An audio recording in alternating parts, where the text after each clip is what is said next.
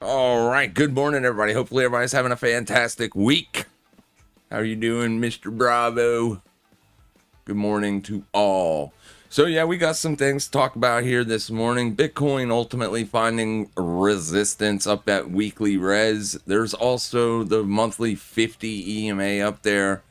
We essentially was looking for Bitcoin to potentially fall here as the dollar pulls back out of its range. Obviously, with the strong inverse correlation that we currently have with Bitcoin right now compared to the dollar, essentially, whatever the dollar does, Bitcoin is most likely going to do the opposite. So, as of or until that correlation is broken, it's going to remain mostly a dollar story with Bitcoin. Right now, the DXY is trading a very, very key support zone. We'll bring this out to the monthly time frame, so essentially you can see basically what is going on here. So you got monthly res over here, and then some wicks up through here as this year-long, or a little over a year-long range took place. Last month, of course, you know, we broke out of that range. This month, we're just simply looking at it as a pullback. We're looking at it to pull back into this support zone and then ultimately reassert the uptrend, as nothing on the macro has changed except for a couple weaker inflation prints. So with that being said, the downside move that we're seeing here on the near term with the dollar is justified. But the question we must ask ourselves as investors / traders is, does lower inflation justify a reversal? Because the trend is near term on the upswing, we would be looking for that trend to continue. So that would have us as dollar bulls as long as dollar remains holding support in this green box. You can look at the Q4 2025's high. There are so many objective levels that you can get in this zone. I just figured I would make it one big fat green box for you. But essentially, as we're trying to get positions into dollar long trades, naturally we're going to be watching every single daily low, as those are the areas that are going to spur potential longs. So we'll see what the dollar does here. I think it'll probably take more than one day to suss this out as support.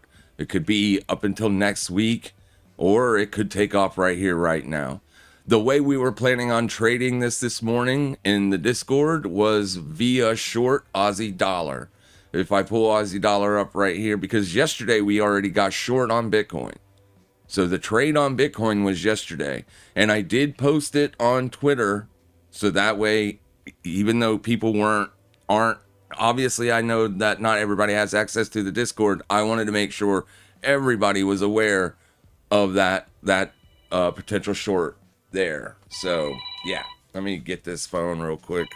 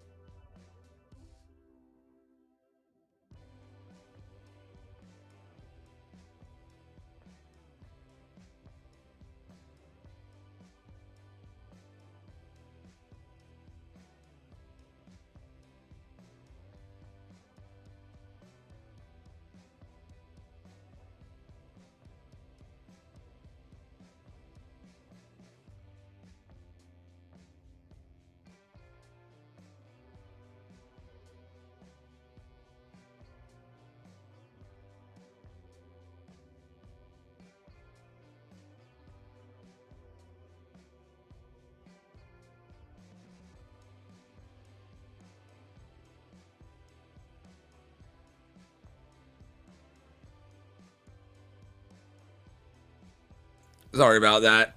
Damn surveys. Anyways, yeah, so I'm completely lost now. Oh yeah, so I alerted the fact that we were looking for the Bitcoin short yesterday across Twitter and in the Discord. So mostly anybody that wanted to get short Bitcoin or look for short opportunities had the opportunity to do so. Today, we're going to be looking for the Aussie dollar to potentially roll over here. Now, this looks bullish on the daily time frame. You could make the argument that structure has shifted back to the overall long-term uptrend, and I would somewhat agree with you, because all you've done here on Aussie dollar is pulled back to monthly support and you're getting a bounce. However, if we're looking for a more macro bullish move, on the dollar, then we would think that more than likely this will get faded at some point, especially if you continue to see weakness in gold and silver, which you are seeing that this morning here.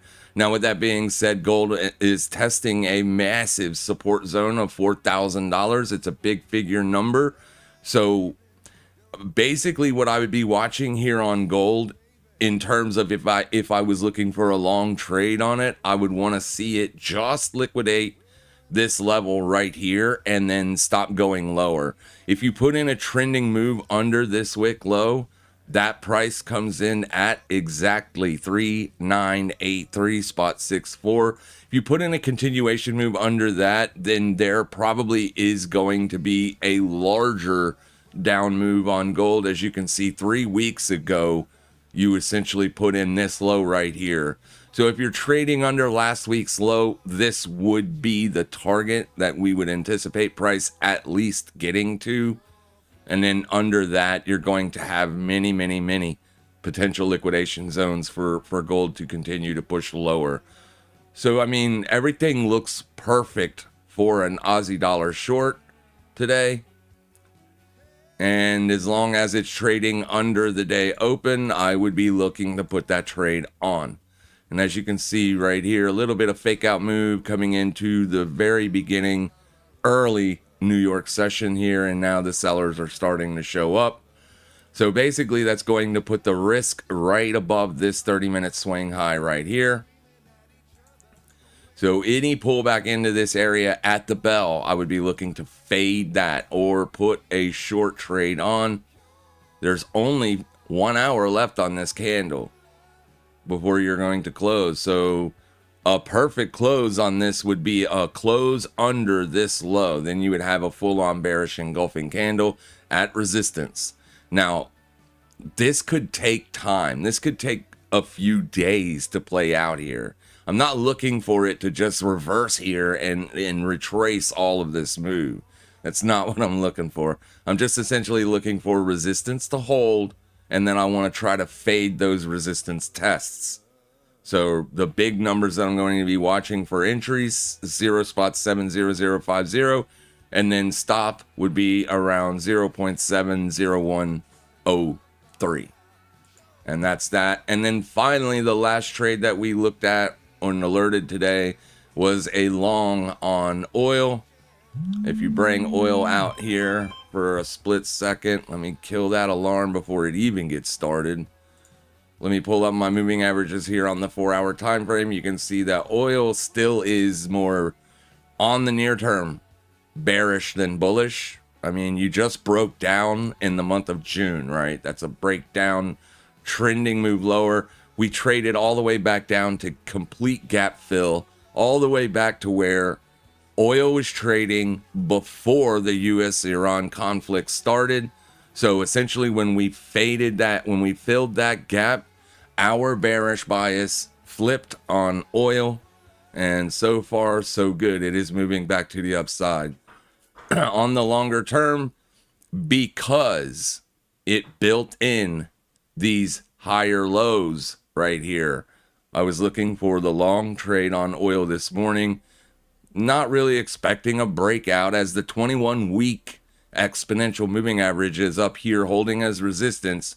But anytime price comes back into Wednesday's low or around Wednesday's low, I would be willing to put the long trade on. So you don't necessarily have to chase this. You may get another opportunity to get into a long position, and I would be targeting like $82.50 to $83. I'm not looking for oil to go back up into insane prices or anything like that. just looking for it to have a small continuation rally as you're continuing to squeeze shorts out. As shorts got super heavy down here, now you're seeing that squeeze take place. This is why we never look for shorts on an oversold market. You started to build in divergence here. That is not, in my opinion, a good place to look for shorts. We want to almost start to look for the reversal or a small near-term bounce. But ultimately, I think oil is probably going to be very choppy, between 70 and 90 bucks for the next several months. But anyway, that was it right there. And then finally on SpaceX, you are continuing to see this thing lose the lows as it continues to put in lower lows. We're looking for a pullback down to 112, spot 47 for the long-term accumulation zone. Probably won't be quick to jump on that until we've been trading for at least 180 days. Once that lockout period is gone, I do expect some very long-term insiders, especially when SpaceX first got started. Those guys are going to want to dump their shares, and that could cause another bout of selling pressure. But I would love to start buying a few shares here and there at about 112, as that marks 50% off from the highs. So really and truly, the only thing I'm going to be doing on SpaceX from here until then is just scalping the ranges. And right now it's putting in lower lows. Now, with that being said, do I want to look for shorts here?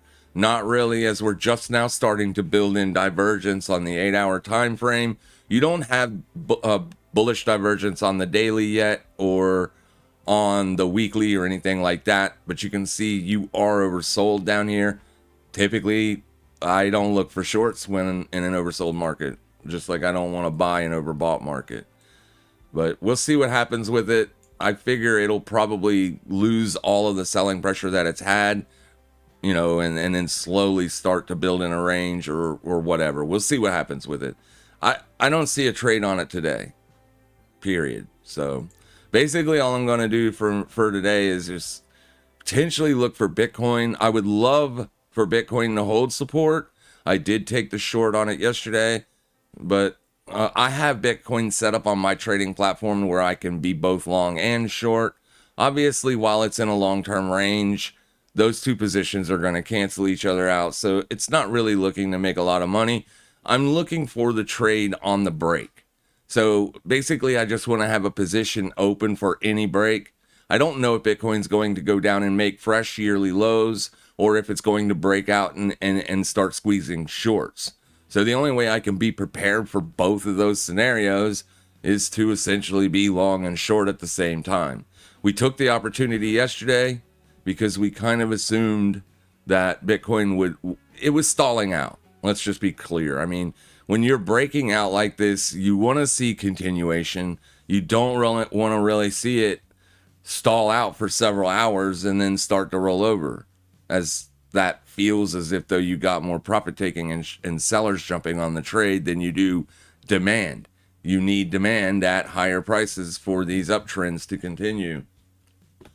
So, we'll see what it is. This is the area that I would be looking for pullback dip buying opportunities. You can clearly see that you are above the July VWAP. Historically, through midterm years in bear markets, Bitcoin typically does do good in July, right? And then every month after July is bad. It's just historical data. It doesn't mean that this July will be good.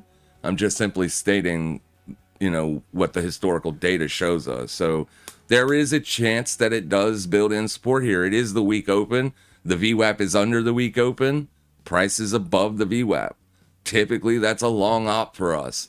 Now, we wouldn't be looking at the long today. We wouldn't love the long. We might still take it, but I wouldn't love it. The sellers are the aggressors this morning. Though if the dollar rallies, then I assume Bitcoin probably doesn't hold support. If the dollar's up move today gets faded, and then you see lower lows on the daily range taking out yesterday's low, then Bitcoin probably does hold support. But it's a trade nonetheless. If you were looking for upside pressure on Bitcoin, this is where we would want to see that pullback hold support or slightly lower, but not much lower. As you can see right now, after breaking out above the 200 here, you are pulling back into it. So if those bulls are going to take price to the upside, this is about the area I would anticipate them doing so. So we'll see what happens. I think it'll be a dollar story, as I said earlier. Hopefully everybody's doing good out there and keeping their risks tight. It's been pretty quiet across the board, and I understand why. There's just not much stuff happening out there. Bitcoin is trading in small ranges. Everything's pretty sideways. The dollar's been sideways for the last 4 weeks. I get it. Looking for trade opportunities on an everyday basis can get very boring sometimes when things are not giving clear signals. Tesla is one of those assets. As you can see here, for a few weeks now, Tesla has been wedging up. Looks like buyers are trying to defend the 2025 year open, but because the highs are getting lower, it feels like it's just a matter of time before the sellers are able to break through that level. And if that happens, I could see Tesla testing 368 within just a few days if you break down under the 2025 year open, which is that yellow line there at 390 spot 10. The Tesla not looking great. Now, there is a chance that support continues to hold, but it's very choppy out there right now. We're seeing on the VIX a slight spike today. We're retesting yesterday's open, and the same can be said for DVOL, which is Bitcoin's volatility metric. Testing yesterday's open. So if you continue to see a spike down here, then I would anticipate more downside on Bitcoin. You are at the low month close on DVOL. That's the lowest monthly closing price that you've ever gotten on this asset since it's been trading. So we kind of figured that sellers would probably try to short in this area as they are anticipating another spike. I'm not anticipating a large spike or anything like that, but you never know with the war going on in Iran. So we'll see what happens when the bell opens, or when the bell rings and the New York market opens. Bitcoin has not quite yet, or did it? It looks like it did just make a fresh day low. 63,827 was your prior low of day. 63,798 is your new low of day. And it is currently bouncing from that area slightly. So it's not completely over yet for the bulls on Bitcoin. I would definitely much rather see it go up as people just do better on Bitcoin when it's bullish. And let me get back over here to Aussie dollar real quick, as it is pulling back here.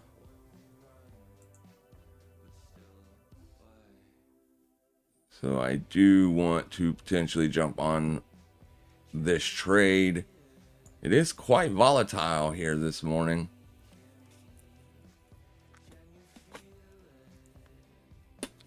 I'm sure some people will be looking for dollar short trades. As you did take out last week's low, you are kind of in the process of looking for lower lows here. And you could absolutely see that with the lower inflation print. But I don't think the Fed is going to cut interest rates or anything like that. And that's almost what they would need to do to make me bearish on the dollar.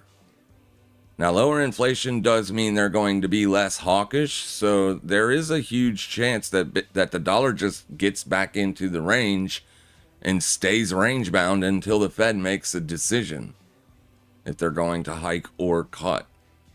We'll see. That's kind of what you got going on right now.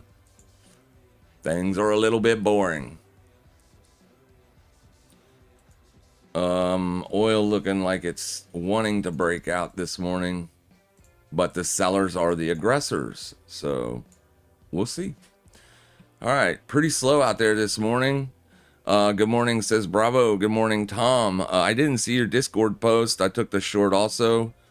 When you know, you know. Thank you, my friend, for all your mentoring. You're welcome. On the Bitcoin trade, we took it yesterday during the live stream, Tom, near the end of the live stream. If that's what you're talking about. We took it when we made a fresh day high right here on this candle. As that candle pushed up and made that fresh day high, that's when we executed a short position on Bitcoin. And it did, roll over from there, but it hasn't been a steep decline by any stretch of the imagination. This still looks consistent with a pullback. And you got to look at if you look at Bitcoin on the longer term time frame here, this does look more like it wants to go higher since you put in a bear trap right here. But we have seen Bitcoin do stuff like this in the past where you get a big bullish breakout, stop out a lot of shorts, and then that move gets faded, right? It actually, the last time it happened was, here? I can't remember exactly what day it was, but we had a really good bullish day on Bitcoin, and it ultimately got faded. Maybe right here, right? A big, strong, that happened on news as well. And then the sellers came in and faded it. So, maybe the sellers fade this. Maybe they don't. We'll see.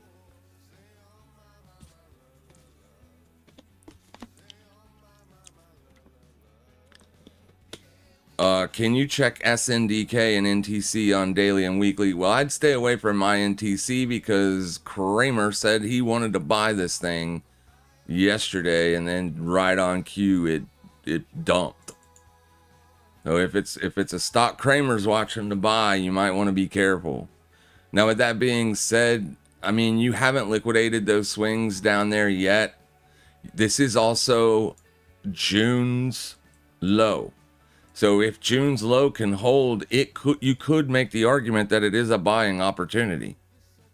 You probably don't want to buy it if you're trading under June's low, because then the risk is May's low. But if you're trading above June's low, you might be able to look for a smaller upside move on it. But this thing absolutely exploded to the upside on the news that the U.S. was going to stop being a capitalist nation and start investing in the companies. Right? When Trump made that post, this thing just ripped to the upside. So there you go. I don't know how much legs is on it. It was trading for $20 a share not too long ago. Now it's trading for $100. That's a Forex move. I'm sure people are taking profits on that. Intel is usually known as a pretty slow moving asset too. A lot of shorts got caught with their backs against the wall, obviously. But you are at support, and a breakdown on INTC means a larger down move is incoming. If it can hold here, then it's a very expensive place to be looking to invest long term on it. But you can argue that the bullish momentum has waned.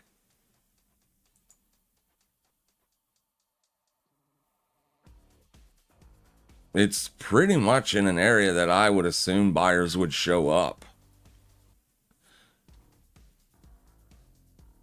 But you can read that indicator two different ways. You can look at it as, it's pulled back deep enough now where buyers will show up. Or you can look at it as there's a lot more selling pressure than there is, than you're seeing price show, because there's just more downside momentum right now. But clearly it's in an uptrend. So I wouldn't be looking for like a huge move lower or anything like that. Major gap down here. That gap is huge. $68 up to like 80.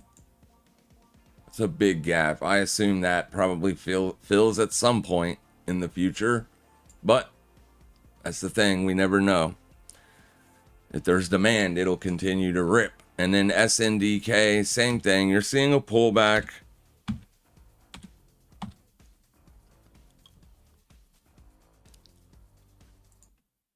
Seeing a pullback. Just so much buying pressure. I mean, this thing had such a nasty rally. It looks like an altcoin.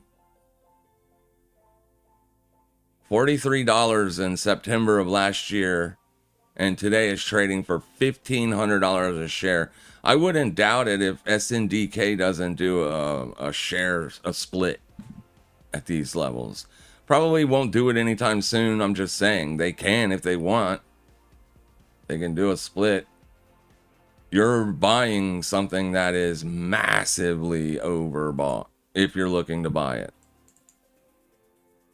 But I mean, that's the trade right now. That's where all of the heat and the hype is. The hype is on the AI bus. And you're going to have memory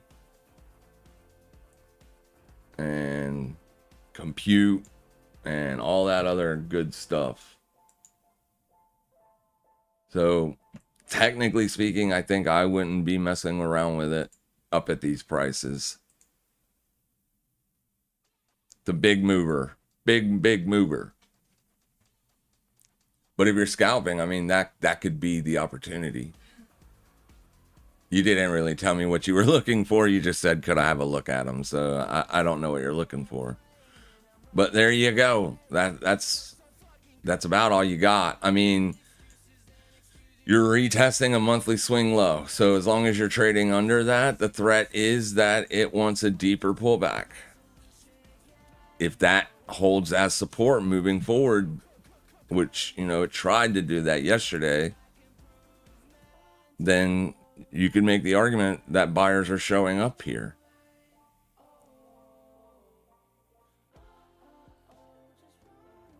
But yeah, it is super overbought.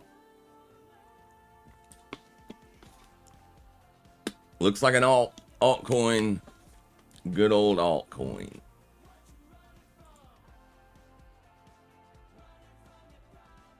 And the SPOOS is pulling back slightly today. I don't really see anything that I want to do on the S&P today. The S&P is wedging up. I guess you could argue that if 75.22 holds, then one could potentially look for long opportunities. But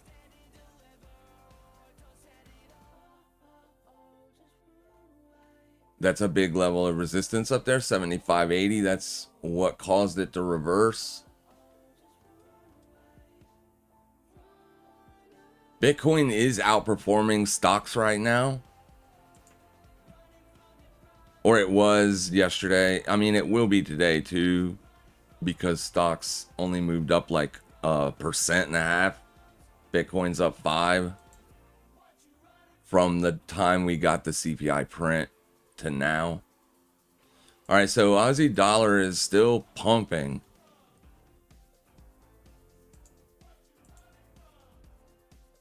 Gold may be getting ready to find support.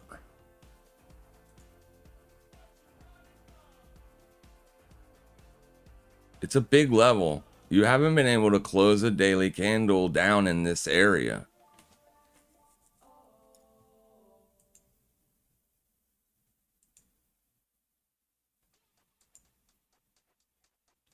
This is still the area that I'd be anticipating a rollover if it's going to. There's so much bullish momentum here, or has been so much bullish momentum, it might not be today. I don't really want to try to short it while it's above the open. As you can see, the last 2 days it's been ripping to the upside.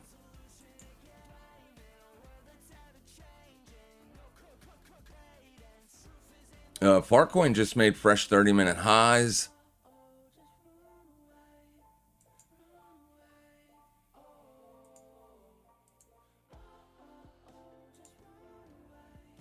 Bitcoin has not yet. Got 9 minutes till the bell.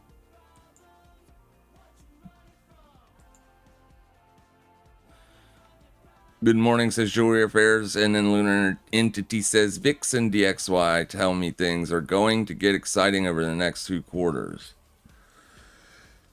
Yeah, I mean, that's the problem with the DXY breaking out. Definitely. People might look at it as a risk-off move, but I don't know. I mean, that was a large decline on CPI. So if oil sellers can keep oil under $80 a barrel, then CPI will stay down. So it's hard to be uber bullish on the dollar right now because of that and the BOJ threat. There's a threat out there that the Bank of Japan is going to be selling dollars. That could also stop any upside advance. But if we ignore all of that and just look at the trend, I think you would have to be more of a dollar bull than a dollar bear right now. But I can tell you one thing. Dollar bulls have been getting chopped up for the last 3 weeks. They have not been making any money. Haven't really been losing any money in terms of like the long positions on the dollar that I'm holding. I'm still making money on the rollover rates every single day. But in terms of price appreciation or depreciation, that's affecting the P&L in a larger way than rollover fees will. Naturally. So one could argue that this is a stall on the dollar, as it has stalled its upside advance. I just don't know if that's enough data to get me full-on bearish, especially knowing that the Fed most likely, they're not going to cut or hike. They're probably going to stay at the rate they are currently at. And if they do that, and you do not see any other central banks move, either higher or lower, if all central banks across the board, ruling out the BOJ and the SNB, because they're the only 2 central banks that are threatening potential reaction. So, but everybody else, if they stay with the Fed, then the spread on the DXY still makes it very unattractive to look for shorts.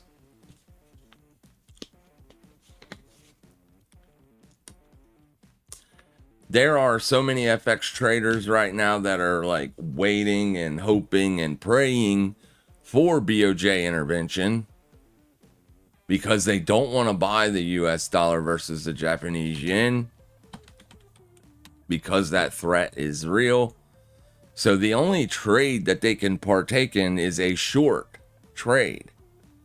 And until they wipe out the bid, there's no point in getting short or looking for any short side continuation.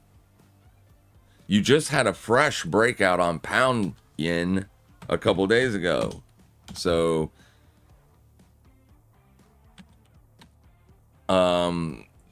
Japanese weakness is real. It's real. So when you see stuff like this, it makes it very difficult to want to be a yen bull.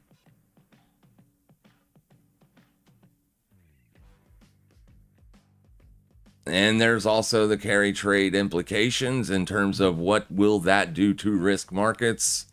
If you unwind a massive carry trade, is that going to essentially put a top in the stocks like Nvidia and all the high flyers.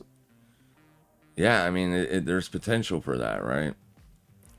So it is a little bit of a wonky market right now.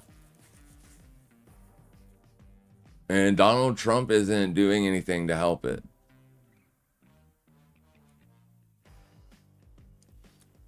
We've got the Clarity Act. I've seen some people think, or some analysts think the Clarity Act is probably not going to pass, and then you got others that think it is.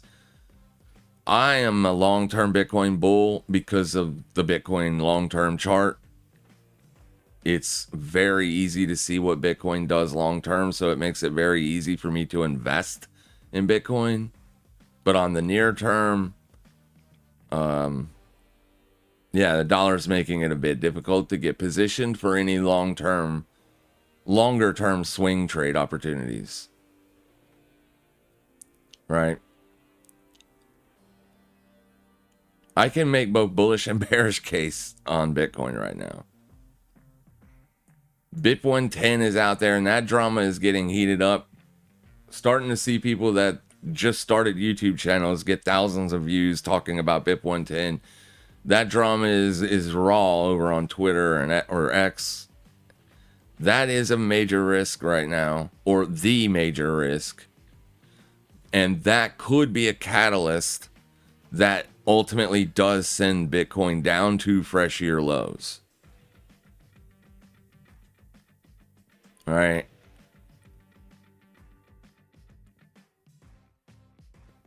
In terms of timing, I think it was kind of a good, I mean, if you're going to do it through a bear market, right?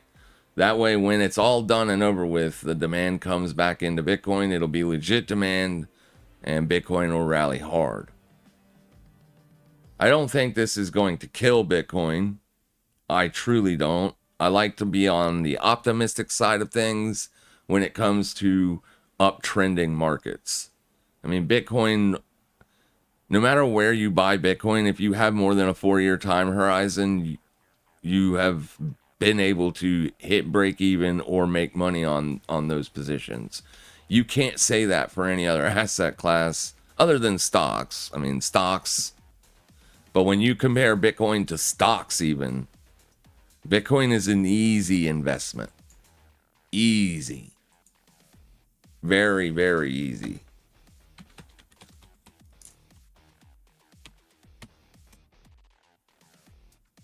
I mean, long term, man, that looks good. And stocks only go up due to the devaluation of the US dollar.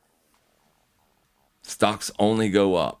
And as of right now, the stock market's beating Bitcoin, but you can clearly see that this thing ebbs and flows. Right now, we're seeing a period of volatility. Once that volatility subsides, you'll probably see a rally and fresh highs. I do not think Bitcoin is done. Not even a little bit. 2025, Goldman Sachs finally got invested. And they said in 2021 they would never, ever get invested with Bitcoin. Now in 2025, they're invested. So obviously, if Goldman Sachs wants to buy Bitcoin in 2026, I want to buy Bitcoin in 2026.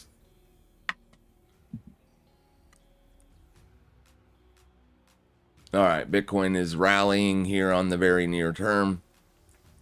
On the bell. It'll be interesting to see what it does above 64,301.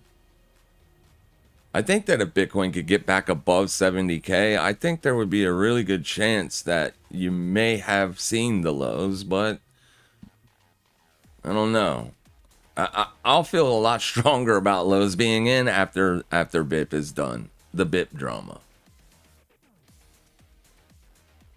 I can still see people fading this here.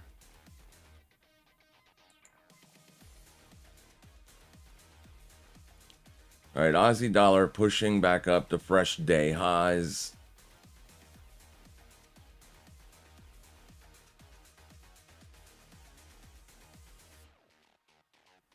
So maybe let it make a fresh day high and then see what it does.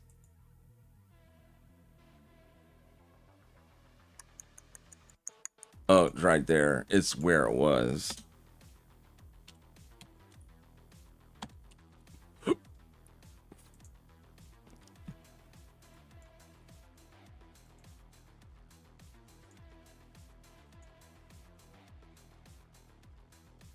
Hasn't quite made them fresh day highs just yet, but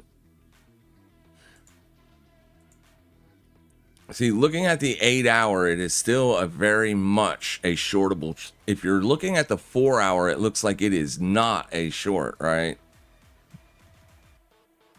Because this candle is a big upside candle that gives this all that range to trade higher. But when you look at it on the 8-hour, you can clearly see if it fails here, then I can target that low at a bare minimum.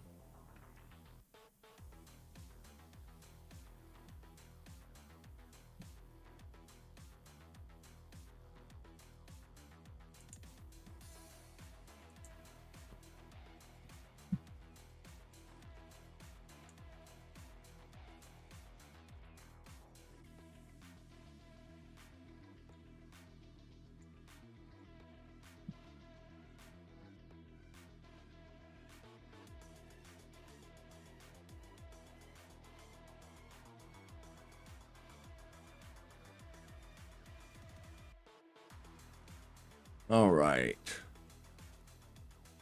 Let's see here. What do we got going on?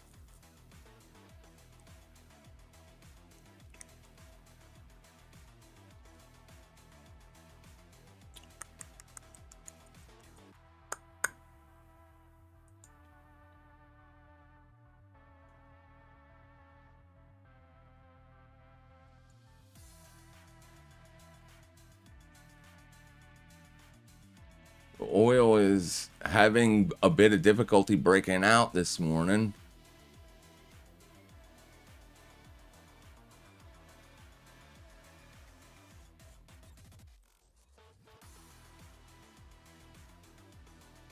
Nothing is really moving very fast this morning.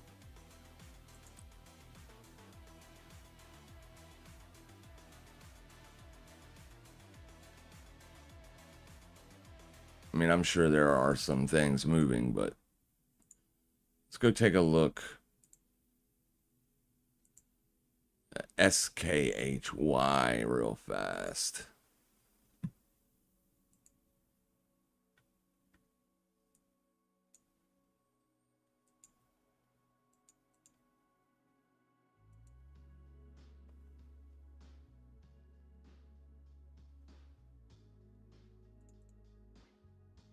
Okay, so let's pull this up on the perps. And we can actually see what is going on here.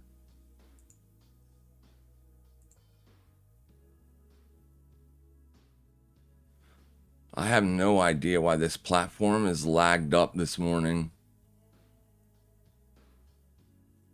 It is definitely not my problem, or at least an internet problem.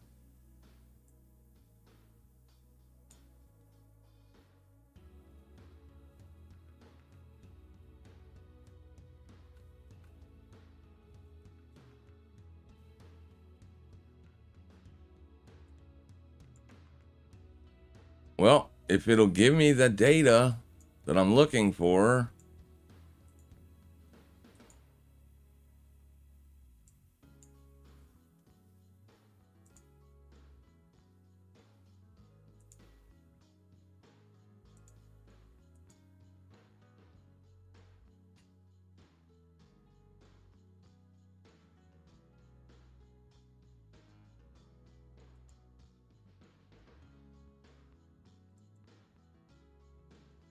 That's the problem right there. We don't have enough data. I guess. No, it's thinking. It's just thinking.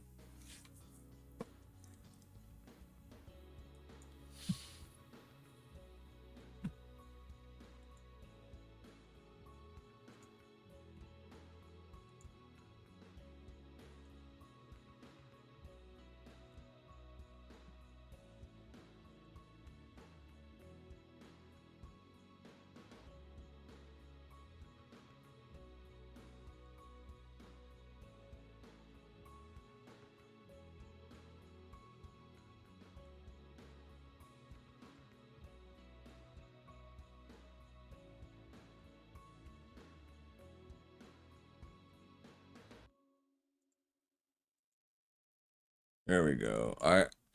This is being stupid. It's just thinking. This is also thinking. I don't understand why it's doing that. I got data up here. The sellers are more aggressive on this morning.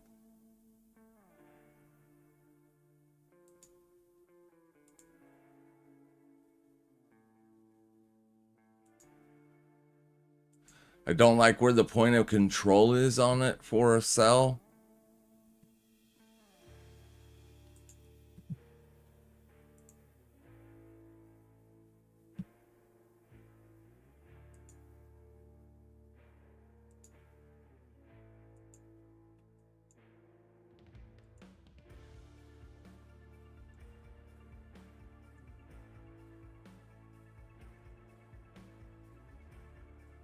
They need a refresh tab on the platform. It's gonna drive me to go right back to the browser. I'm having no issues on the browser side, but for whatever reason on the platform, it's just spinning. I know my internet's not slow. Right there is my internet. Like, hello. Should have no issue whatsoever pulling up cumulative volume delta data. That's a straight trading view problem. It's still doing that.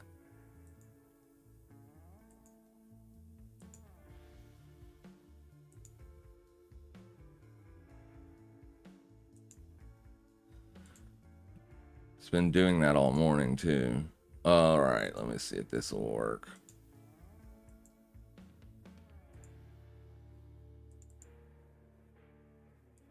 Boom, there you go. So just wanted me to refresh.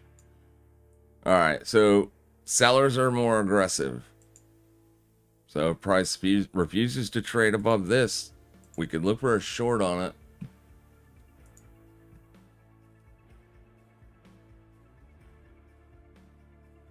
You pull it up.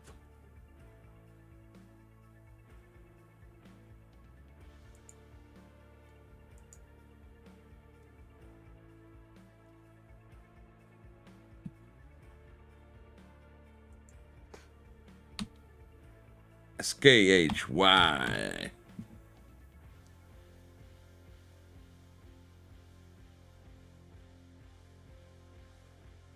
Okay, so there's two Skynex tickers. The new one is the one with the most volume. So that's the one I'm going to look at here.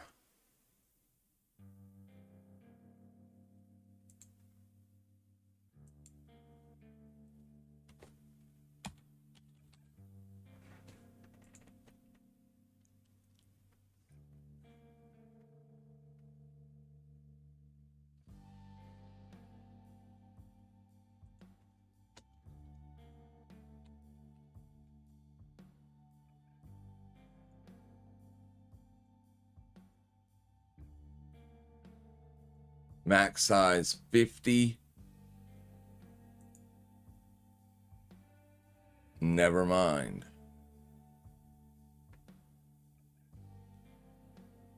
So I'm not going to try to trade Skynex because there's no point. The biggest position size I can take is not good enough for me to put risk on it. But yeah, I mean, if it refuses to trade up above that, I would probably be willing to put a short on it. It's not my favorite place to look for shorts as we're below yesterday's low down here. But I mean, that's continuation. A lot of big move here. So this thing is cooking with grease. The other one, the other ticker is the one that you could trade a lot bigger size on.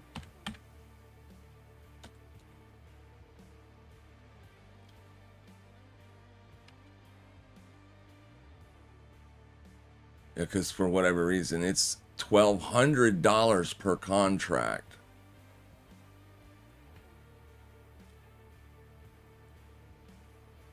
And because of that, you can get a big position size.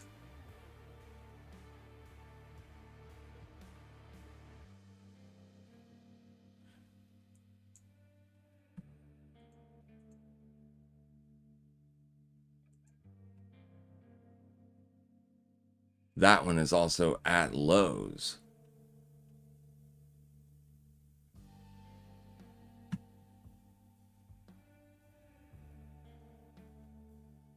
Huh.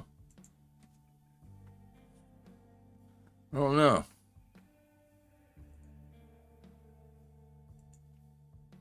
Tesla is currently breaking down right now. Or it's at least liquidating. I mean, it's breaking down. It's a pretty big move there. I would anticipate some downside continuation from that.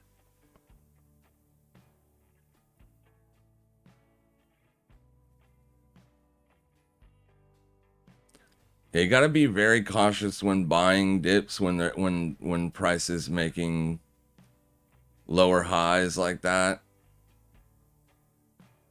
Unless it's making higher lows. If it's making higher lows, that's your only chance. Right there was a lower low.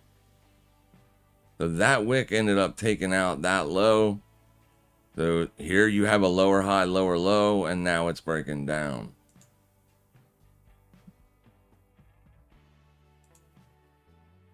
And the S&P, very choppy up here.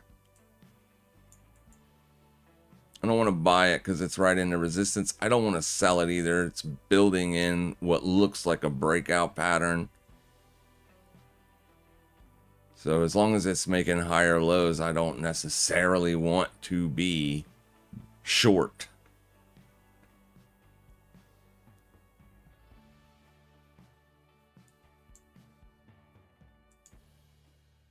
Nvidia also finding a little bit of near-term resistance at the old all-time high, 212.19. That's what that level is.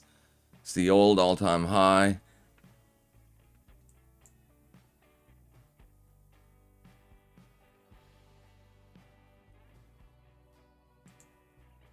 Pulling back kind of hard here on an intraday basis. Aussie dollar is backing off away from the level that we want to be short at. So that's a good sign. Bitcoin probably getting faded. It is.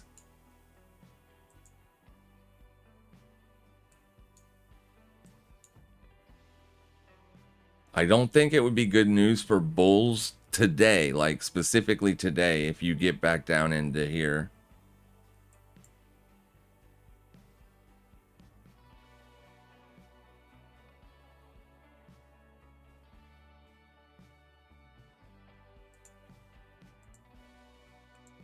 Like I said, your sellers were more aggressive this morning.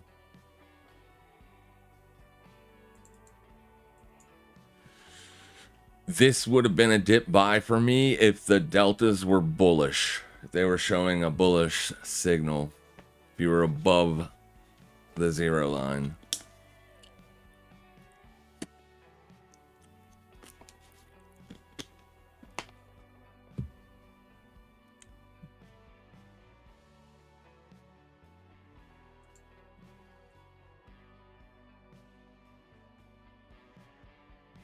Oil just ain't it, is it? This thing been trading sideways for 3 days. I figured if it was going to break out, today would be the day. Look at this. Higher low. That's a higher low, higher low, higher low. I get it. That's big resistance.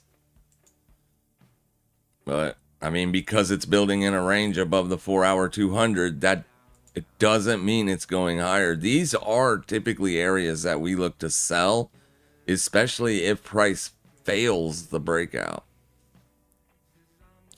So you could be a buyer or a seller on oil. It just, however you derive your directional bias, would ultimately dictate that trade for you. I think the risk is that it goes a little bit higher because of the recent bombings.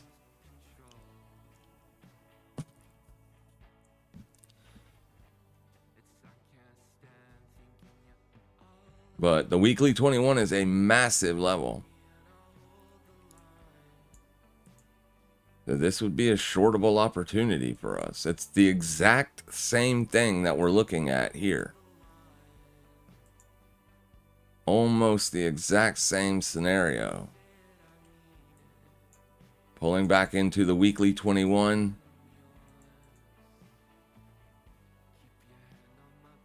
But just a little bit too much bullish momentum on the near term.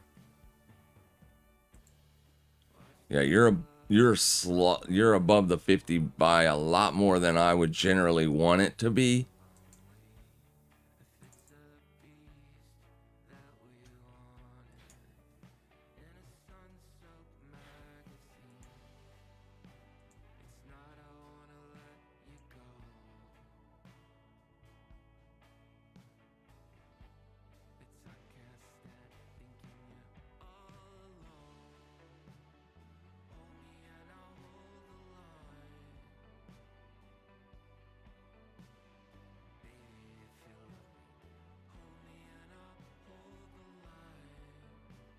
You got a pretty big move yesterday, so today might not be that active. I mean, sellers are definitely going to be looking for shorts here.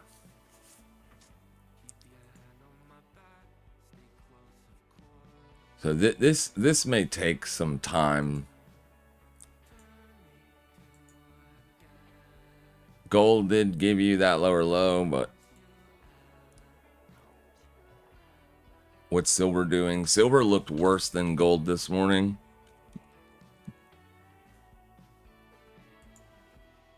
Yeah, silver is in full-on trend mode pretty much, but same scenario. You got liquidation wicks there. This could be a bear trap. It doesn't look like it is. It looks perfect for a breakdown.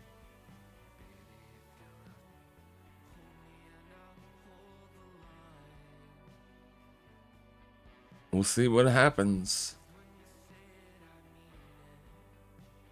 $55 an ounce for silver. Imagine buying that at 120.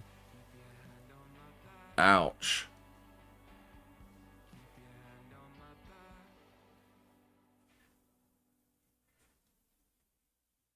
Pretty much hit the downside levels that I was looking for. So, I mean, I'm not holding any shorts on silver anymore. But it's right back to the breakout point. I guess it isn't. $49.50. $50. But damn.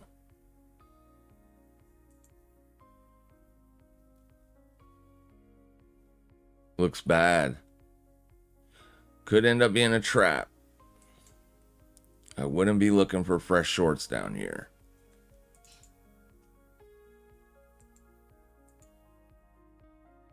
There's no divergence on the weekly.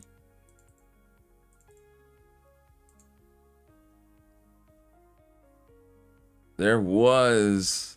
nah. There is bullish divergence on the daily. So this is probably just going to be a liquidation move. You might get a little bit deeper today. So, I mean, I don't know that I would be trying to buy it today. But maybe tomorrow or the next day.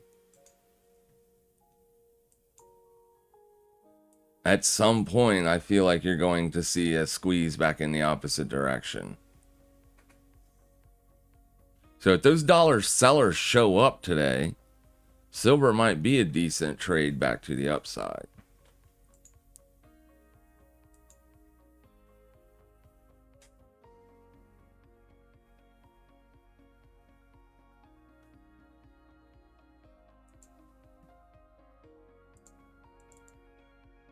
What's up, says Nonstopity. Where you been? Still holding my silver short. When I get profit targets hit, I take profits. I generally don't try to stretch them out too long like that.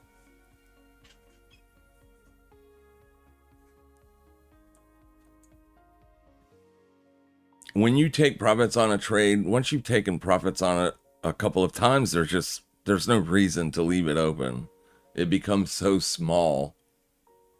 Just close it and look for re-entry. Like I said, I figure that re-entry for upside trades will be happening pretty soon, especially if the dollar falls back into that range. China is literally making it illegal right now to trade paper gold in China. I don't know how that's going to affect the market. That's a lot of paper trades being, which, you know, I'm not sure that the gold that we're trading or silver is even the same market as what they got going on over there. Seems like it is.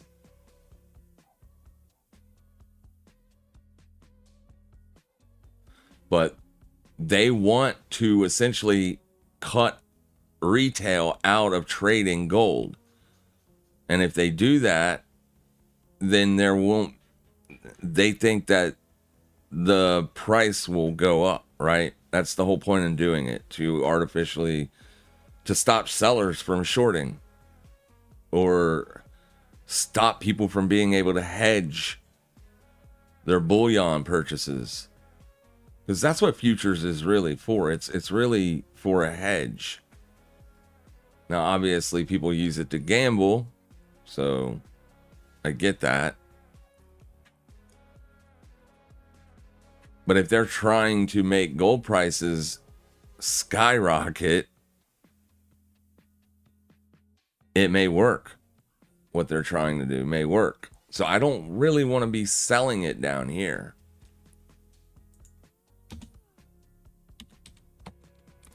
I don't love the price in terms of like accumulating a lot of bullion either on silver or gold. If silver gets back down in the $30 region, then I'll start buying bullion again.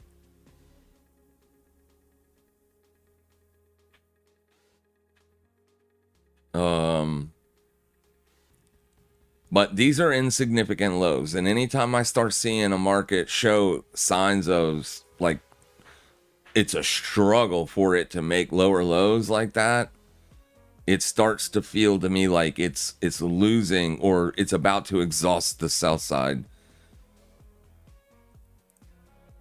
I wouldn't be looking for much deeper targets. But with that being said, now it could break down like you got here. This was a nice move. It looked like something similar was taking place up here. You were building in that longer term support. Buyers started to show up, but then ultimately you got the breakdown. Boom. That turned into a 3-day rally, but since then, right, that's June the 11th, you have not gone anywhere. Slightly lower. So why sit in a trade and pay all those funding fees for that amount of time? It doesn't make sense to me.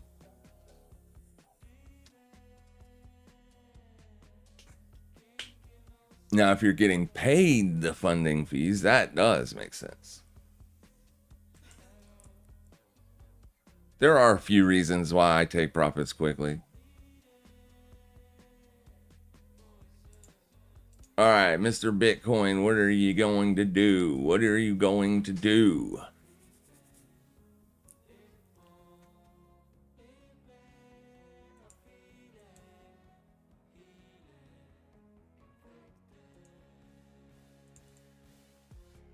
You're still seeing buyers show up. Looks like they're trying to reverse this market right on a fresh day low like that. It makes sense. But this is also where sellers are going to line up to knock it right back down. The sellers that missed the short yesterday. But very, very good looking support level.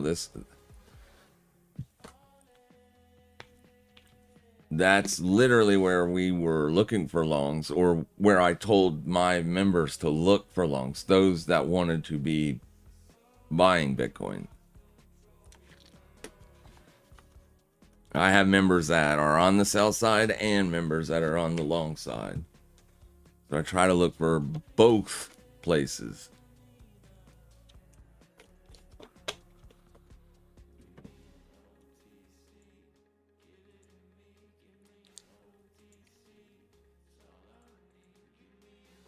Come on, oil. Do something. Today, please.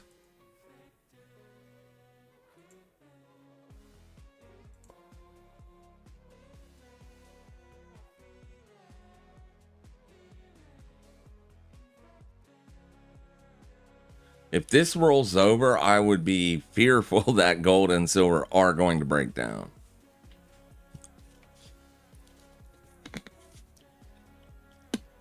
If it stays on the highs like it currently is, like right now, Aussie dollar's trading on week highs or at close to weekly highs. And because of that, gold, this move on gold could be in the process of being bought up. They don't trade perfectly inversed into one another or anything like that, but it does, like gold does have an effect on Aussie dollar currency. So you kind of have this mix match going on inside the marketplace that makes it a very difficult read as to what to do when it comes specifically to gold and the Australian dollar.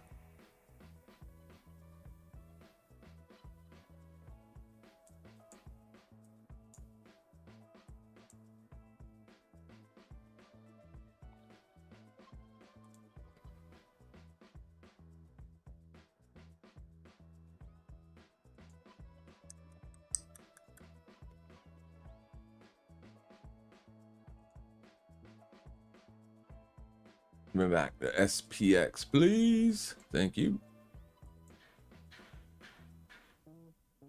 D-Vol's backing off from yesterday's open. That's good news for Bitcoin longs.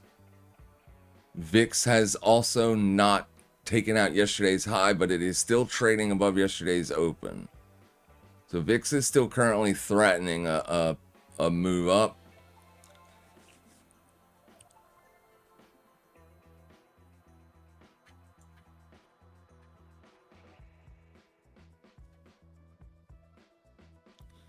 Oh, so you're still looking for 51 on silver? It's a possibility, for sure. What, 55 is where it is right now? I mean, that's trying to stretch it, that's for sure. We've been short silver for a long... we've been looking at shorts on silver since the blow off top, so... For us to, like, that, there's no... I'm not saying that it can't get there, right? It could definitely get there. But you do have bullish divergence on the daily time frame. That should be concerning for you, because literally what this indicator is telling you is that even though price is making those lower lows, you don't have bearish momentum. And generally, for me to stretch out a downside target, which your downside target is just down here, that's kind of far away from where price is right now.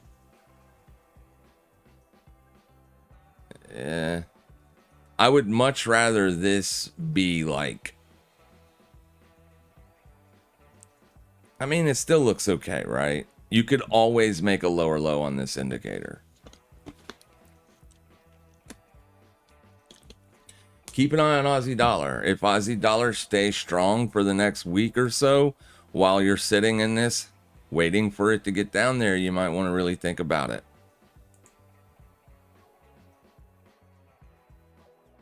Might want to think about going ahead and taking profits on it. Now, I don't know what platform you're trading silver on. Let me see if I can pull up annualized funding fees on that.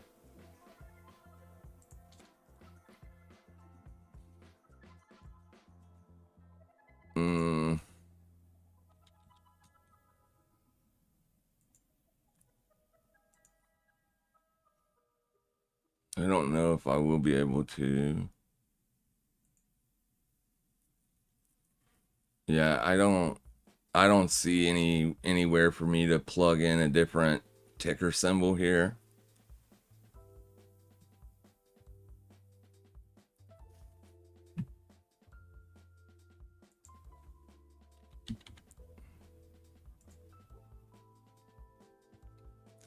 So right now the funding fees are being paid out to the bears, but that's just right now. If you can find an indicator or something that'll show you the annualized funding rates, then that could also help you decide when to take profits.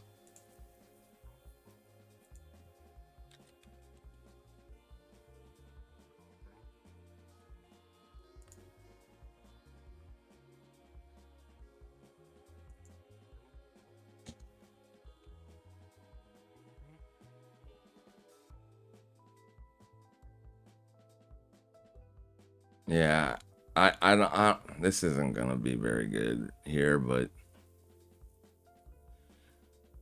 right now it looks like you're being paid to hold the short, so you're probably fine.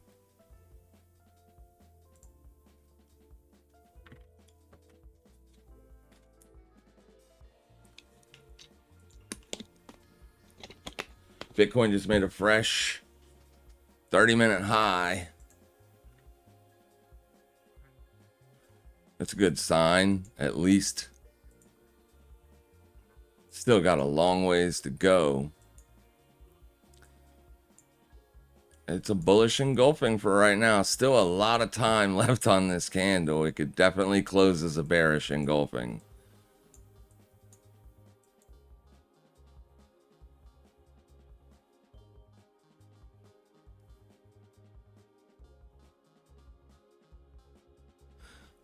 I do, let me see this real fast. Yeah, I do like that for more upside. But here's the thing, if price gets back down into this region, then all of those people are going to be fuel for the breakdown. So if you're still kind of on the edge, wanting to see if this is a real run or real support hold, or are the sellers going to fade this? If you refuse to make lower 30-minute lows, you could probably look for a long scalp.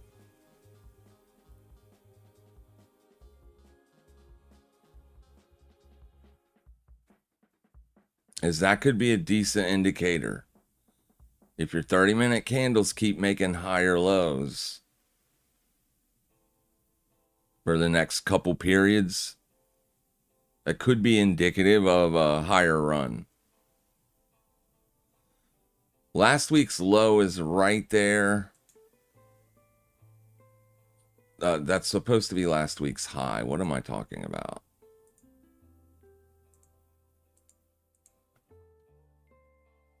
You're well above last week's close. So, I mean, it looks really good.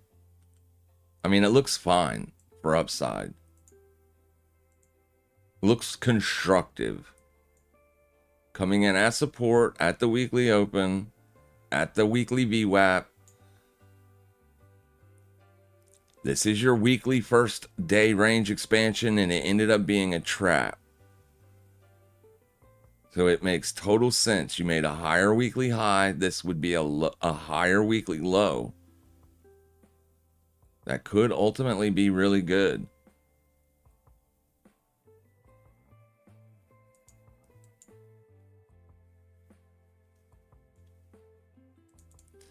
And historical data, like I said earlier, we can go look at it real quick since we're not really doing much here. We're just waiting for positions to either get stopped out or pay out, one of the two.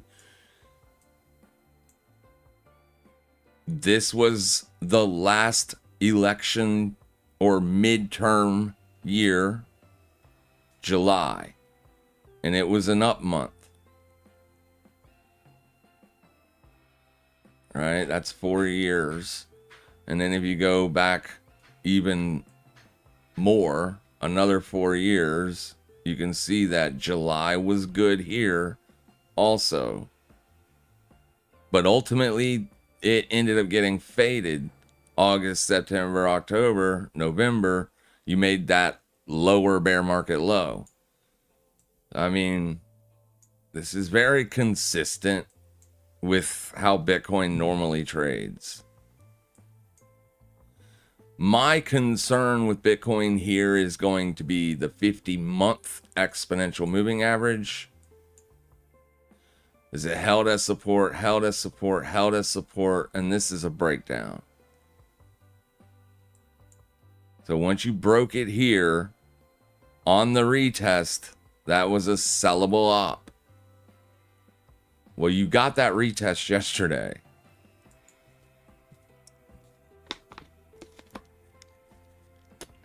But ultimately, would be a dollar story. The dollar rolls over. Bitcoin probably continues its rise for the month of July. It's also July the 16th today, so your midpoint is over.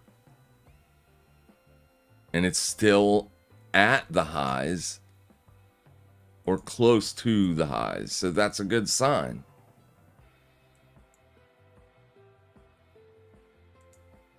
Today's also Thursday. It's late week. That's also a good sign. I would love to see it close above last week's high for sure.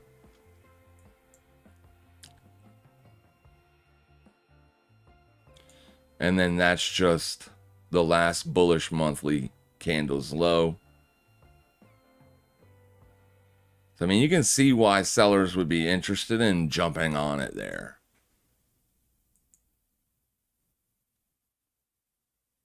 But now it's starting to rally pretty good.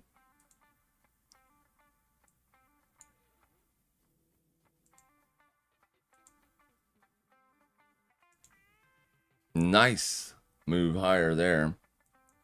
All right, that's probably indicative of the dollar rolling over today, but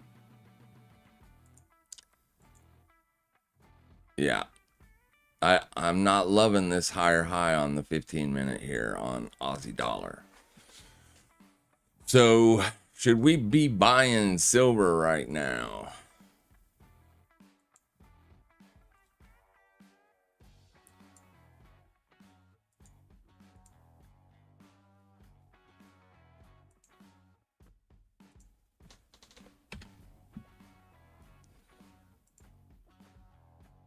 No.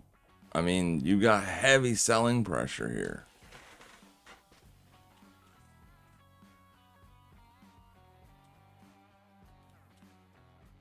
Yeah, I just can't do it. It's just one of those days where the two markets aren't going to be helpful. Or looking at one isn't going to help with the other. That would be a very aggressive, risky buy, for sure. A very risky, aggressive long. So let's take it. Because that's what we like. Very aggressive, risky stuff, right? It'd be easy to mitigate risk. Your stop loss would be the low of day. Very, very simple.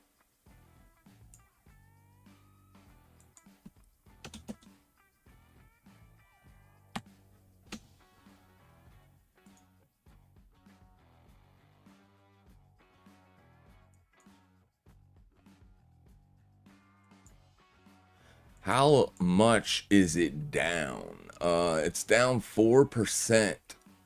That's the 24-hour change, though. Let me see what it's down today. Yeah, it's down almost 4%. It's down 3.4%. So the bears not only have control of it, they're aggressive. And the down move is about...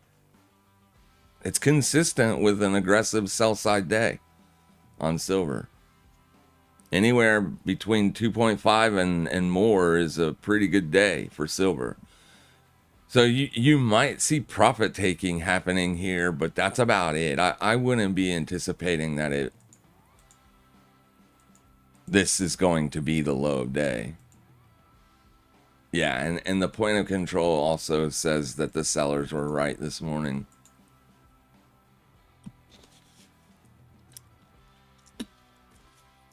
Yeah, it looks like you're going to see a trending move out of this.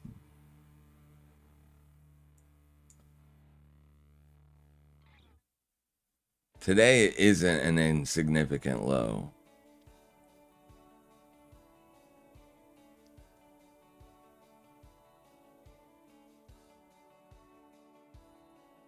Yeah, I would be hard pressed to buy this. The only way I could do it is if the 30-minute candles quit making lower lows. That would be very aggressive.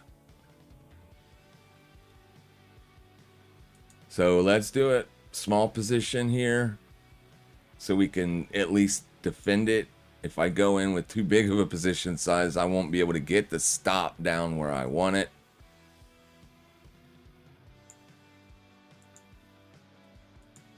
All right, so there we go. I'm long silver 55.81 with a stop at low of day.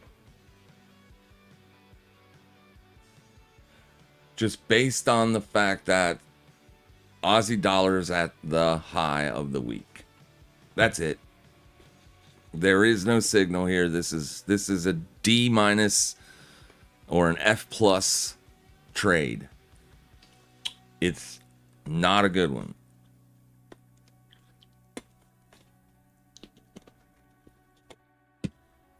Everything says to leave this alone.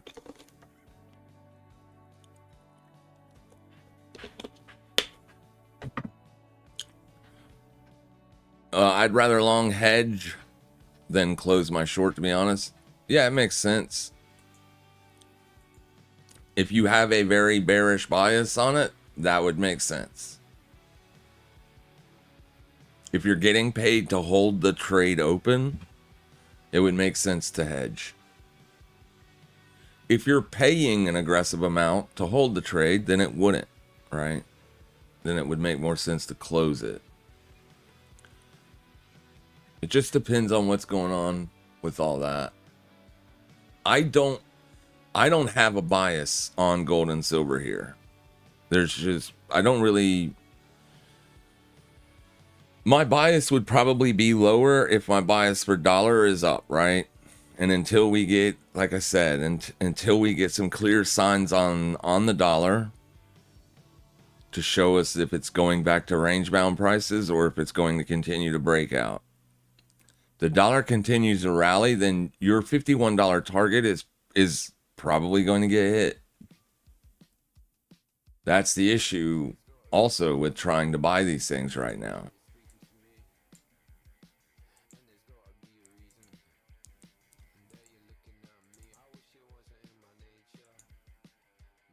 Yeah, you've got, once you get weekly bullish divergence, I would be done with it.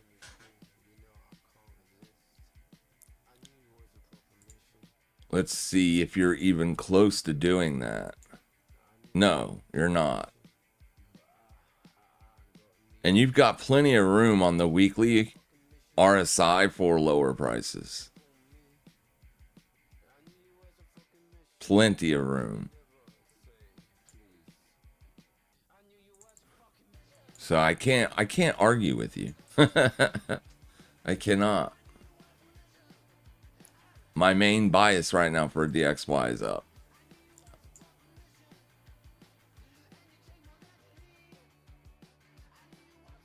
That was a nice rip higher on Bitcoin. Though it looks like the buyers are here.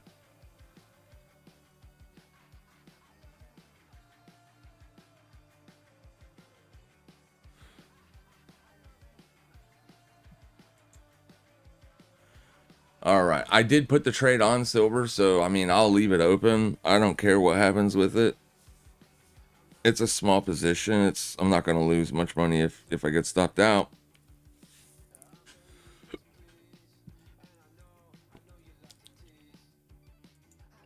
But silver does not look like it wants to roll over just yet. Not silver, Aussie dollar. It's got a lot of bullish momentum, so this might need to wane a couple days. And then again, it might do exactly what New Zealand dollar did. we were watching it for a potential short as well up here last week, and bam, this week it exploded above our where we were looking to put that risk on. So there's quite a bit of momentum here. So even if I did think it was going to be faded, it just might not be today, right? It might be tomorrow or next week when it finally happens. And that's a big if it happens. Forex is extremely choppy and difficult for long-term position holders, especially when you have a range-bound dollar market. We had 1 week of breakout continuation on the dollar, and then it failed. So there's not much conviction on dollar longs for whatever reason. I think it's just a super crowded trade. Like I said, FX, I follow quite a few FX folks, and they're like me. They really don't have an answer for what to do with the dollar right now. You just got to be looking for long opportunities on it. You just got to buy the dip, even if you don't want to. Because it's literally the only trade to make. It's too expensive to short the dollar versus most other assets.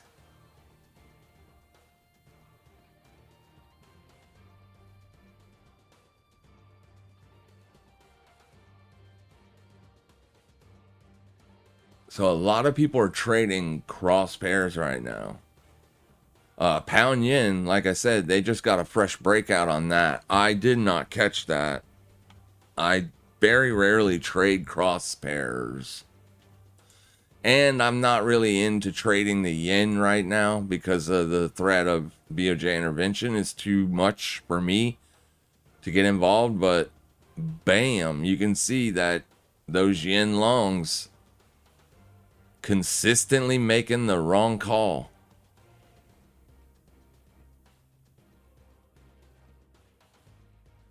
That's a nice move higher.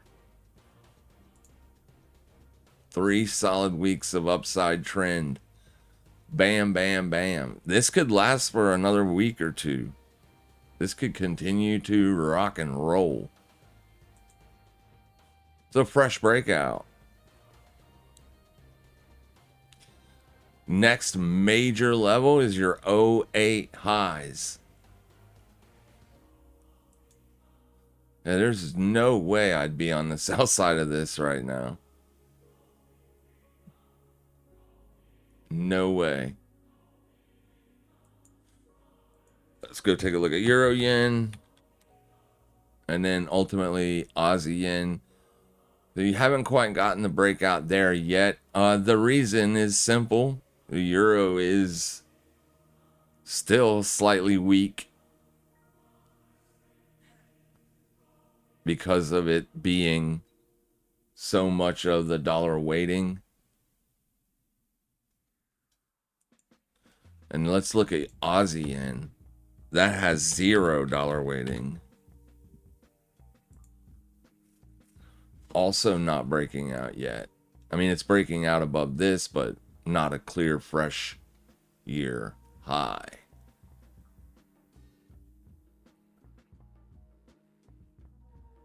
Pound yen on the move.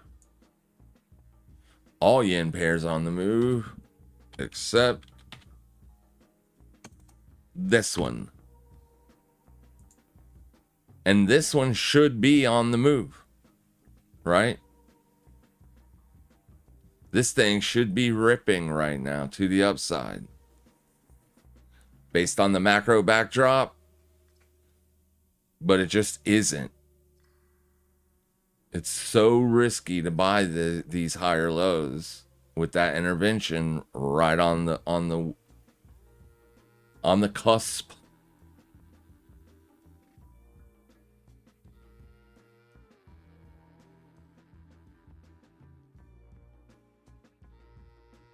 but you can't be a seller either.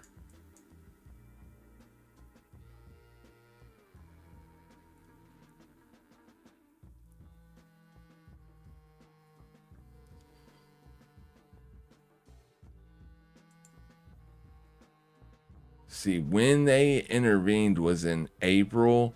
Generally, they're allowed to intervene 3 times. They don't want to intervene. They would like for just the threat of intervention hanging out. That would be sufficient enough to have dollar sellers do it for them, right? They just have this. They need to hike interest rates. They got to get that interest rate spread tighter before this will be attractive to short. Or if you got rate cuts from the USD or the US Fed, that would also go a long way into helping this top out. But shy of intervention and then a hike from the BOJ and then a cut from the Fed, you're going to be hard pressed to find anybody that wants to short this right now.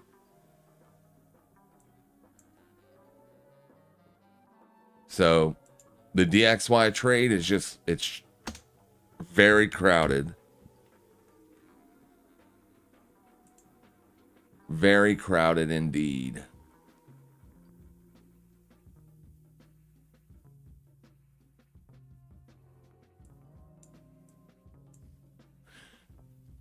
Yeah, you can probably throw, you can probably forget about Aussie dollar shorts at this point. It's not rolling over yet, and it's 10:30. So it needs to start moving lower in the next 30 minutes, or I'm going to bail on this idea.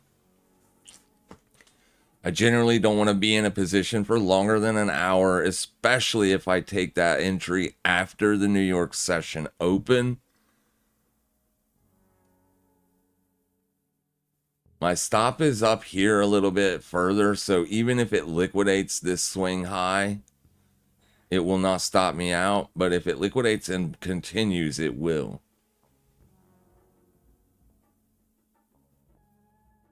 But I definitely don't like higher lows.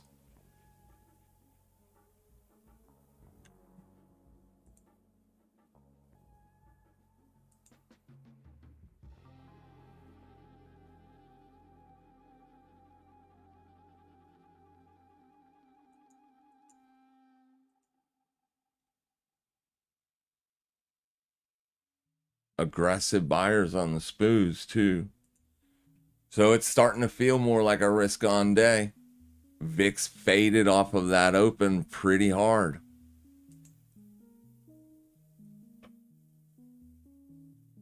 Higher low buyers jumping on it, trying to get the breakout. What's the equal weighting doing today? RSP, we checked this out yesterday. It was down. Big move today. So what's moving? It's not tech.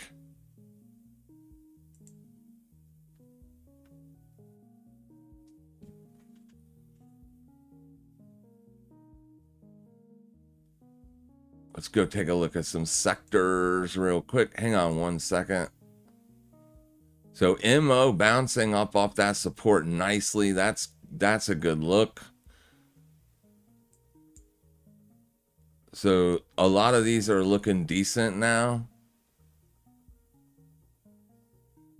KO's looking pretty good. Verizon still looks rough,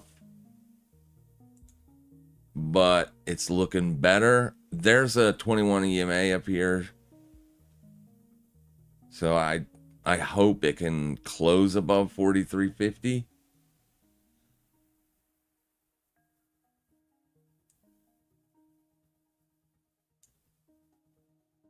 I'm not in General Mills or Johnson & Johnson or Procter & Gamble. I am in this one, ARCC. It looks okay here. I'm in STRC as well with a very small position. I don't like that this is struggling to break above 90.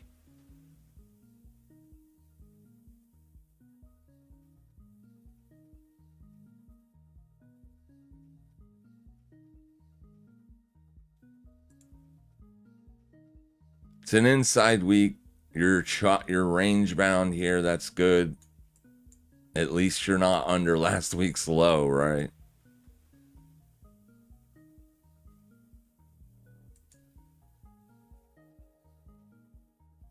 But this is going to start to look like a fresh breakdown. So hopefully the buyers show up in here somewhere this morning or late session. It's a very small position. Yeah, I only own 57 shares.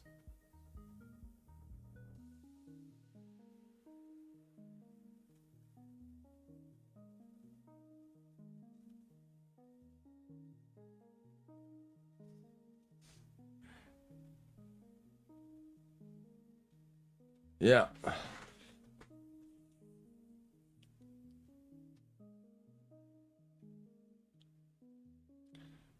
That investing portfolio is looking a little bit better today. It has been looking rough since I put those positions on last Tuesday, 2 Tuesdays ago. These things were, all of them were red.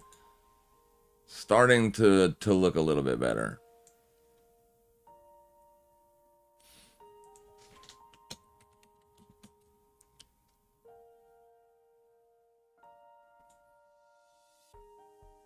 So this one's much smaller, but I mean, it's hard to argue with it. It's closer to its $100 peg than STRC is.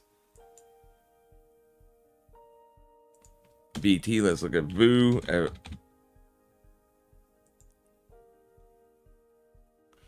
Looks fine. All right. I want to go look at real fast here. Let me check out some sectors. So we're down pretty strong on the XLK today. So that's your tech sector. That support. Communications had a good day yesterday. Financials. You just got bank earnings earlier this week.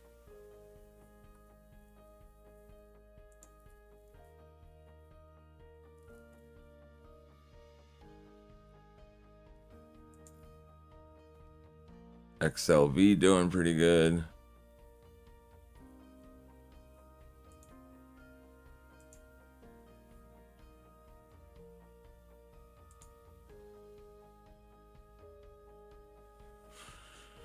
Yeah, I don't know. RSP's having a good day. I'm going to buy RSP when I'll probably buy the shares that I left out. Here, let me do this. So I didn't buy any Johnson & Johnson or General Mills. Johnson & Johnson's was at all-time highs. General Mills looks like it's starting to build in support. So if it can show me, which it is so far, if it can continue to build in a range and hold $35 as support, I will go ahead and buy General Mills.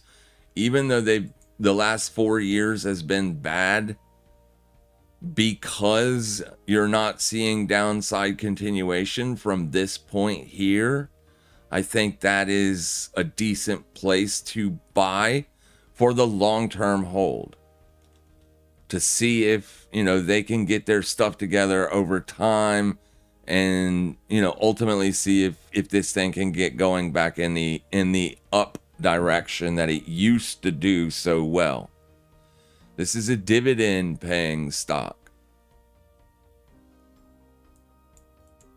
So we want to be able to grow the account just by price appreciation as well as dividends. And that's, as you can see, this is across a lot of different sectors. So we're not putting our eggs in one basket. And it's a real fun account. 100 G's. So it's real money, and it's I'm allowing it to work. We'll see what it does. I put this portfolio together with the help of Grok. I wanted to find the multiple sectors, but ultimately that would be a decent sleep at night portfolio. Probably should have left MO out of it, because MO had such a good year this year already. Altria, it's a tobacco company. But, I mean, it looks really good for a breakout to me. So even though it is nice and up, you can see through 2025, had you got in January, you did really good to now.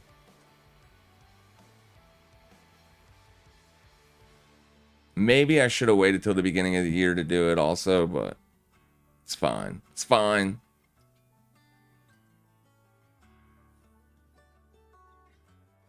We'll see what happens with it. I don't have anything in General Mills. I don't have anything in Johnson & Johnson or Procter & Gamble. And out of, I do own ARCC. I own 1,000 shares of it. I only own STRC. I am not in SATA, RSP, or VT. So all of these are things that are going to potentially be invested.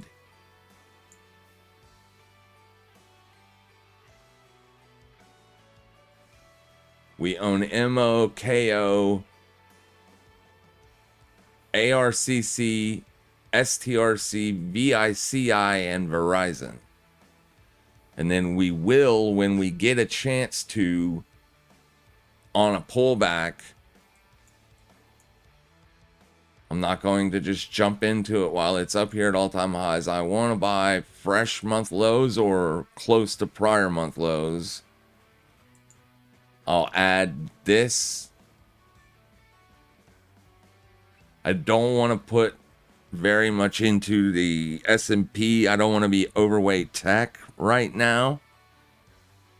There are too many economic indicators that say we may see a tech pullback soon. So I don't want, naturally, if you're invested in the S&P and tech has a slight pullback, that's going to decimate the portfolio. Because right now, tech is a clean 30% of the index. The RSP is the S&P 500, but it's equal weighting across all sectors. So you'll still experience a pullback, but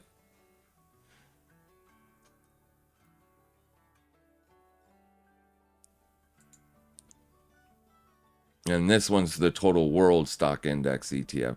Same thing. If I can get a pullback, last month would have been a great pullback to get long in. So maybe next month we get another pullback to 151.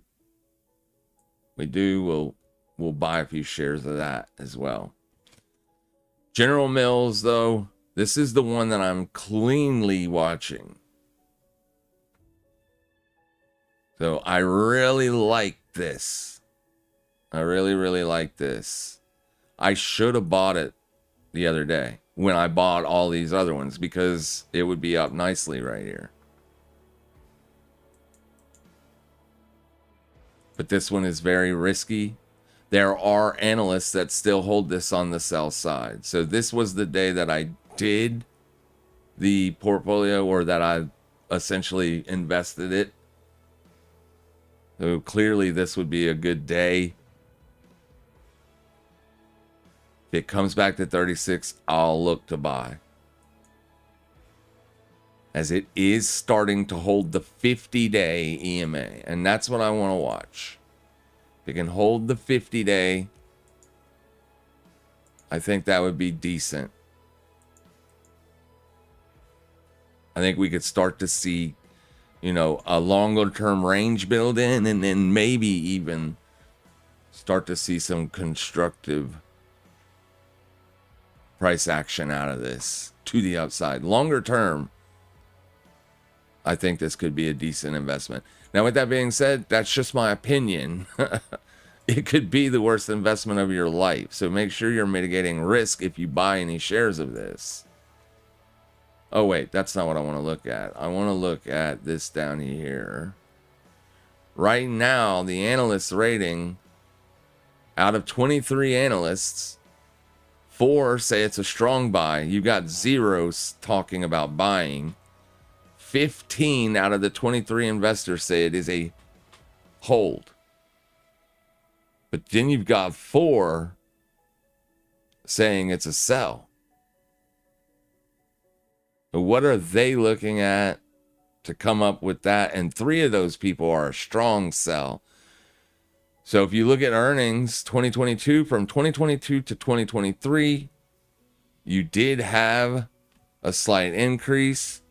Since then, 2024 was less. And then 2025 was even more or less. And then as for in terms of quarterly, the quarters since 2024 have been all over the place. They started trending nicely in the upward direction, and then Q3 2025 came out and missed. But then they beat for Q4 2025. We have yet to get forecasts for this year. In terms of revenue, I mean, they're guiding to make less money this year than they made last year. And last year they made less money than they did the previous year. So it's hit or miss, and it's going to be hit or miss. It's not like a guaranteed win. General Mills is a huge conglomerate of a company now. They might just have too much debt.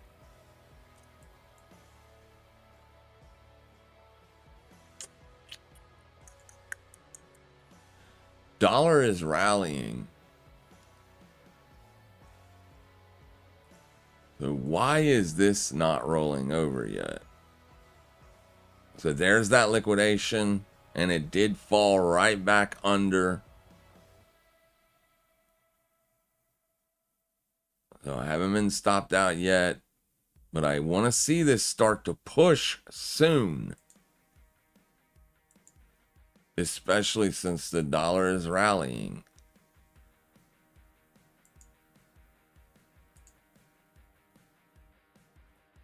You're making fresh day highs on the dollar now. So Bitcoin could potentially start to get faded soon. It's not yet. I would love to see Bitcoin strength even if the dollar is strong. I would love to see Bitcoin stronger than the dollar on most days. That would be a very bullish sign, in my opinion, for Bitcoin. If you can have a strong Bitcoin even if the dollar remains strong, that would be phenomenal. That would indicate demand.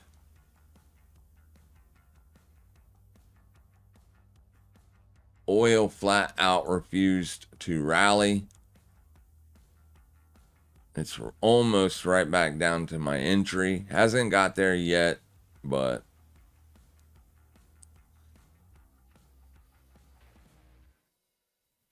if it breaks back down, I'll probably close it. For now, I'm going to hold it. That was a nice rally on Bitcoin.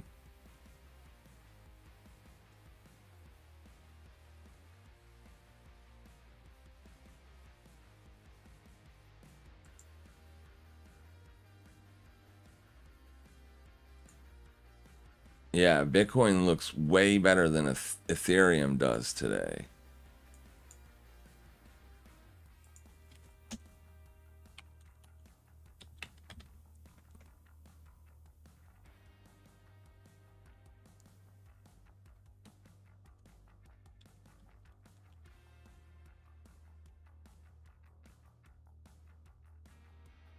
Starting to see some strength show up in Bitcoin.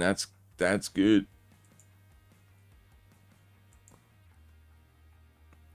Beautiful. That's where I would have wanted to be a seller if I was trading this asset. I would have looked to sell yesterday's high.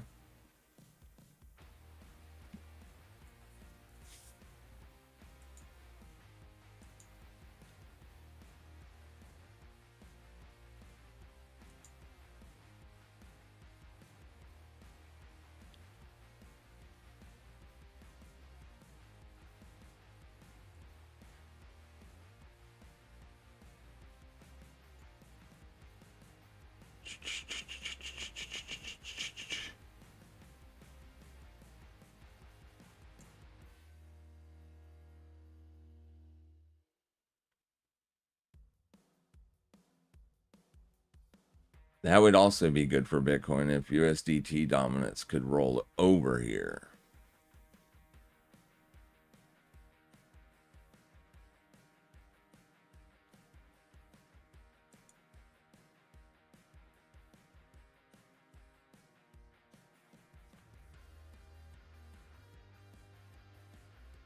Yeah, we'll see what happens with it.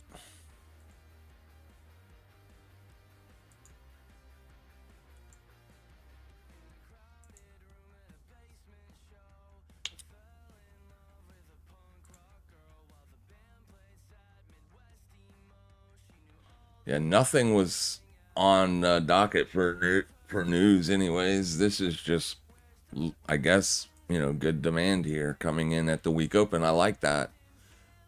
You're also seeing a risk on day in the markets as well. So things are looking up and up for Bitcoin slowly, but it's still down on the day.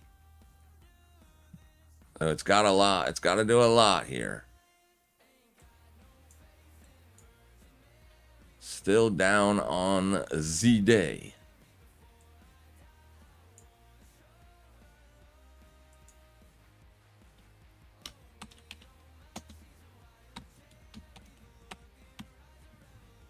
That's not going to look good or feel good to the shorts from yesterday.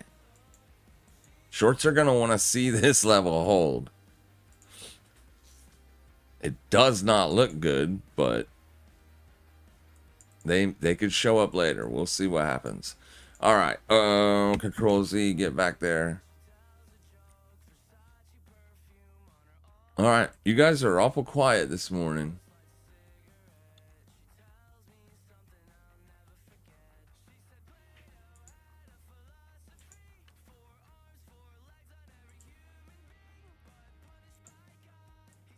We have not been stopped out of silver yet. Huh.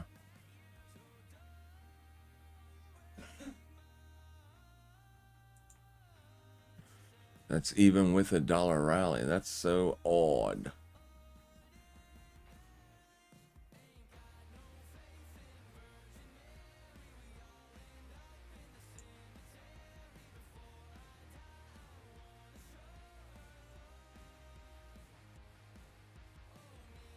All right, we're gonna wrap it up right there, guys.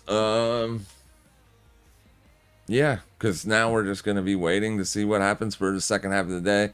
I got new furniture. Got to go in there and help organize it or arrange it.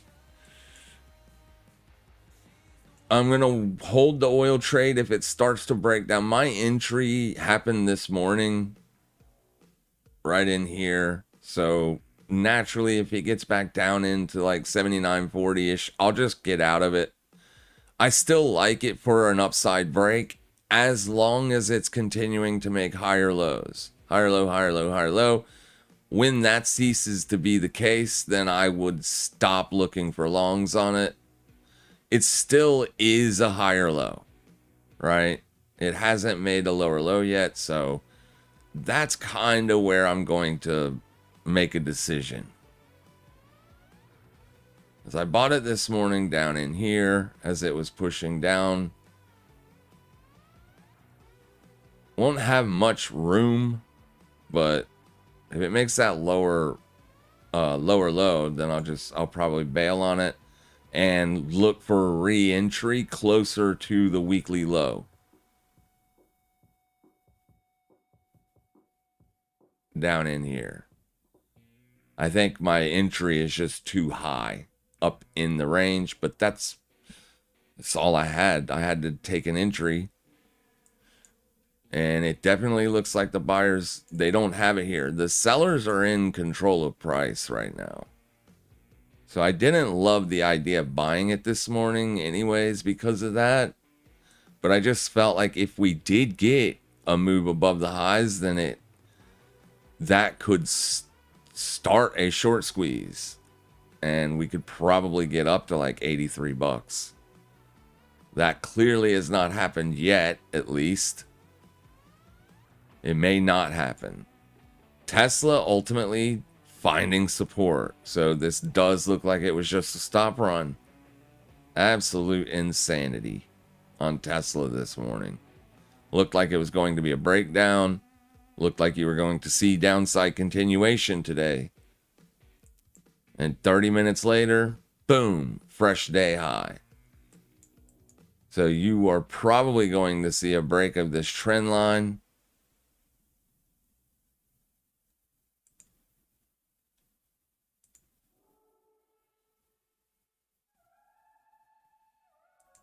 That's something like that. That's a really nice reaction out of that area.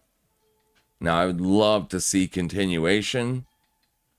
As if you could break this and then kind of pick up a higher low support later on. That might be an interesting buy on Tesla. But it's not going to be this week. And at DXY, it's advancing on the day. So I'm not quite sure why Aussie dollar isn't rolling over yet. If Aussie dollar rolls over, I almost guarantee the silver trade gets stopped out.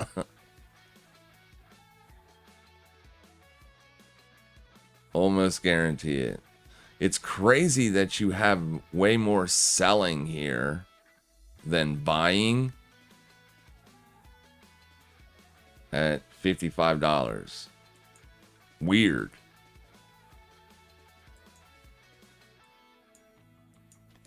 But you made fresh lows on silver today. As long as it can stay above 55.75, I think one could look for a bounce back up to 58 or 57.50. And then that's it. Yeah. Bitcoin looks okay. I hope it can continue to do that. But the sellers are still in control, and you've got to break above the daily open. So be careful. Just make sure your risks are mitigated on whatever positions you're in, as that is the holy grail when it comes to trading and making money long term. Make sure you guys trade safe out there. Make sure you trade smart. And as always, happy trading, everybody.